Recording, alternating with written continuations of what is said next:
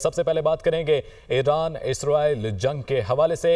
Iran के Israel पर पे दर पे हमले जारी हैं। 150 बैलिस्टिक और हाइपरसोनिक मिसाइल बरसा दिए, हाइब्रिड ड्रोन भी दागे। हाइफा शहर पर क्लस्टर मिसाइल मारे, ऑयल रिफाइनरी में आग भड़क उठी। हाइफा के माशी मराकज़ को भी निशाना बनाया। ईरानी मीडिया के मुताबिक इसराइल के इलाके उमाद और ख़दर में खैबर मिसाइल से हमला किया गया।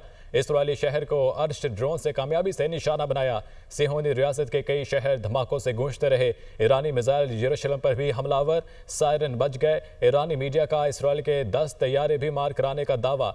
ईरानी हमलों में 3 इसराइली हलाक और कई जख्मी होने का भी पैगाम है। पासदारान इनकलाब का कहना है कि बेशक हम मुजरिमान से बदला लेंगे, इसराइल ना रुका तो हमलों में शिद्दत आएगी। ईरानी ताज़ा हमलों के बाद उर्दन ने फिर अपनी फ़ज़ाई हदूद ताहुक्म सानी बंद कर दी। ईरान के इसराइल पर पैदर पे बड़े हमले जारी हैं। 150 बैलिस्टिक और हाइपरसोनिक मिसाइल बरसाए गए हैं। हाइब्रिड ड्रोन भी दागे गए हैं। ईरान के हाइफा शहर पर क्लस्टर मिसाइल मारे गए, जबकि हाइफा की ऑयल रिफाइनरी में आग भी भड़क उठी। हाइफा के माशी मराकज़ को भी निशाना बनाया गया है। ईरानी मीडिया के मुताबिक ये बताया गया है, जबकि खैबर मिसाइल से हमले भी किए गए। सिहोनी रियासत के कई शहर धमाकों से गूंजते रहे।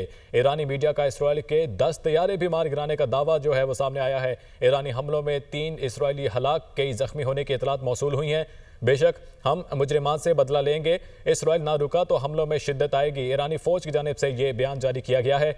ईरानी ताज़ा हमलों के बाद उर्दन ने फ़ज़ाई हदूद ताहुक्म सानी बंद कर दी हैं।